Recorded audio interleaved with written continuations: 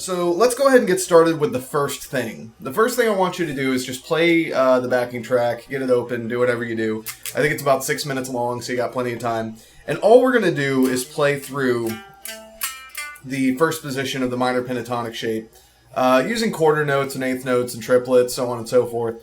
I know that a lot of this is going to seem really boring in the beginning, but it's one of those things that I find a lot of people have skipped this step. They've skipped the very simple steps and just hopped right into like, oh, let's do these really big phrases from these songs and stuff. But most people haven't like sat down and really just dug into the scale and listened to it and played it and kind of got a feel for it.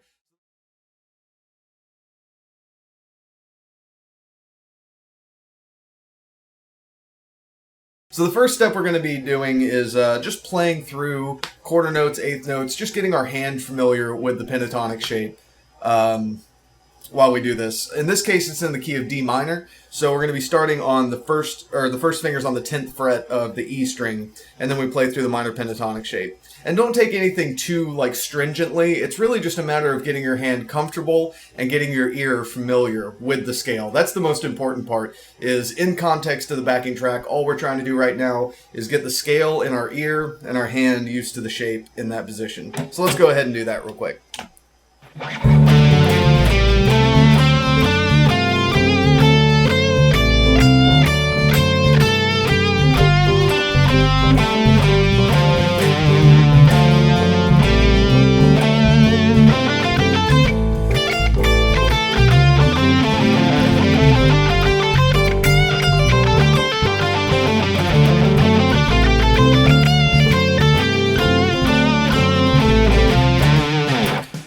So as you can tell, I kind of took a little bit of liberty there and just did whatever I felt like doing. Just do that for, I don't know, like 5 minutes or so.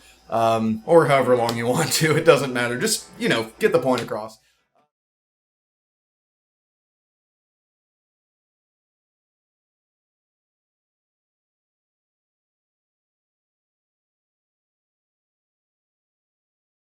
The next thing we want to do is isolate the scale octaves. So in this first position pentatonic scale, we have 2 octaves of the scale. I'm not really going to get too much into the theory of everything. I'll just show you where they start and end. Now, by isolating yourself to 1 octave, you're giving yourself less options. But by doing that, you have to kind of view this octave of the scale under a magnifying glass and really find out where your phrasing lies. So just go ahead and isolate to this first octave, which is from the 10th fret of the E string to the 12th fret of the D string, and just play that up and down and just play around in it.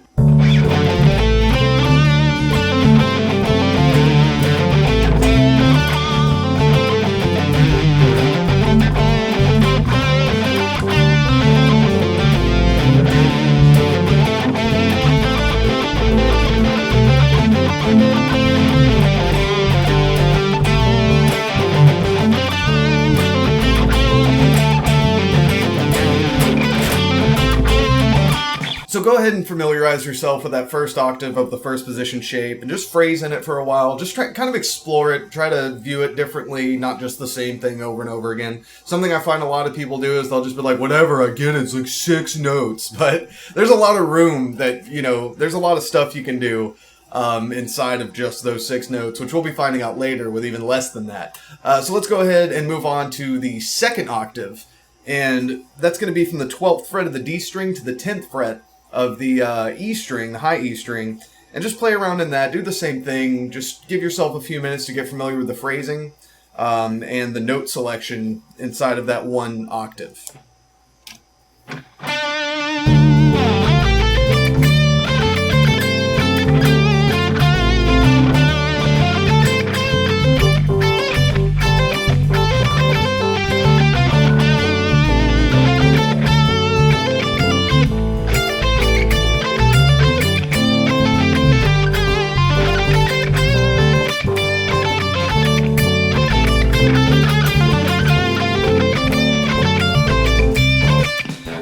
I'd say play through the backing track about 4 times maybe for each one of those octaves, and just whatever works for you. You know, if you're having fun with something, just keep going with it. If you get the idea and you're playing through it and you feel like you've done enough, just go ahead and move on to the next step. Like I said, the first section of this video might seem a little bit boring, but it's for the stuff that I feel like a lot of people skip over, when they're first learning how to phrase, especially in the pentatonic scale, because they want to go ahead and jump straight to the big licks. But, you know, you got to really, if you want to be a good improv player, you got to really know the inside and out of these scales.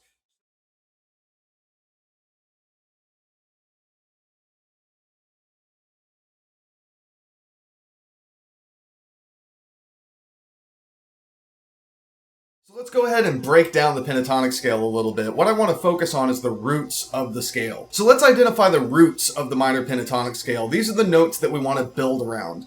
The first root is on the 10th fret of the low E string. The second root is on the 12th fret of the D string. And then the third root is on the 10th fret of the high E string.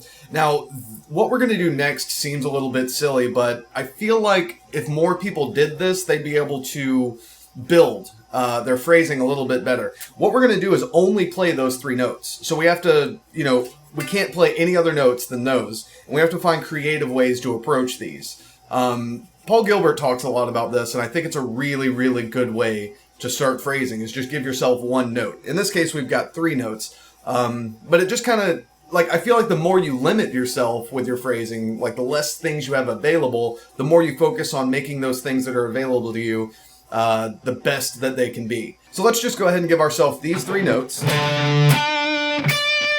and then just phrase only using those three notes.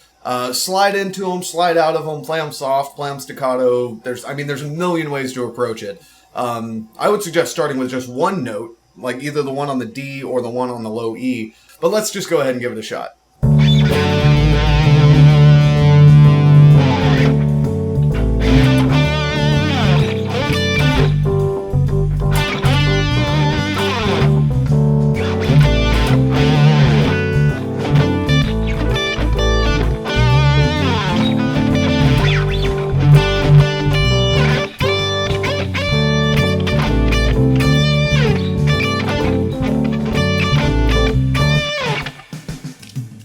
So do that for, I would say do that for a long time. Just really start asking yourself, how can I get the most out of one note? Another thing that a lot of people make the mistake of when they start getting serious about their phrasing is they feel like they always have to fill the air. They feel like they have to keep making notes and keep making noise and doing all this. But really, the longer you let something sit, or the more space you add to it, it kind of adds a dynamic. It adds a contrast to the playing, which gives the playing a little bit more meaning. So don't be afraid to add space. That's another thing you should start focusing on, if you haven't already, is discovering the space as opposed to just playing notes.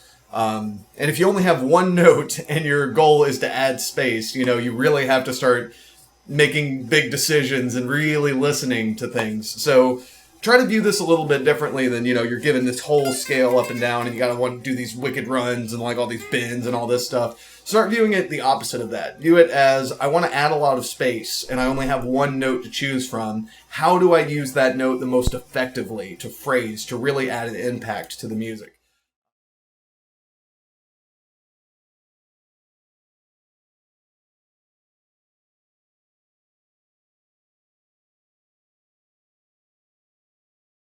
Now this step is my favorite step. What we're going to be doing is working with the 3 or 4 notes around our roots. So we've gotten familiar with our roots here in the minor position.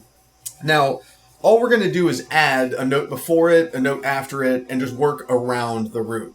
So basically what we're going to be doing is playing the root, and then just kind of like dancing around the notes around it, and then coming back to the root. In this case, I'll be starting on the 12th fret of the D and just kind of like working around with that. Remember that we're going from the root back to the root, only traveling 2 or 3 notes outside of our little comfort zone here. And then we'll just do the same thing for the root on the high E string and then the root on the low E string. And I'll just give you a quick example of what that's going to be like.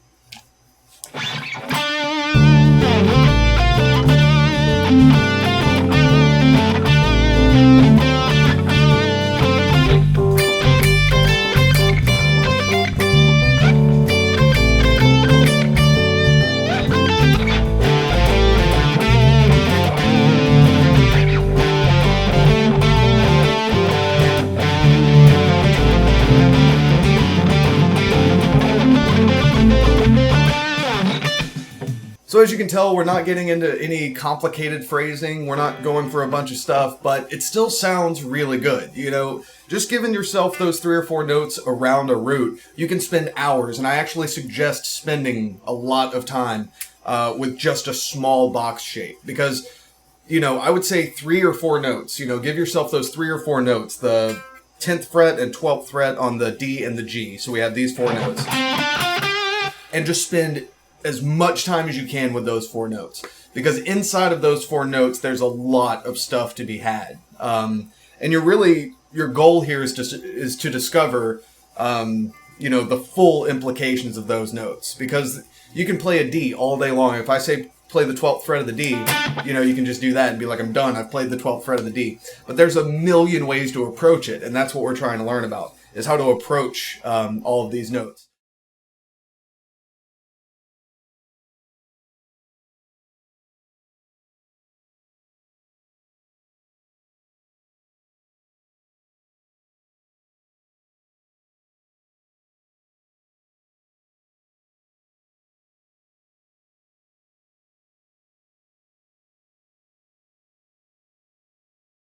These notes. Again, I'm going to be teaching you a lot of tricks inside of the pentatonic scale, how to get new notes and color tones, and how to change to a major key. But remember, the end goal is about making the most out of a small amount.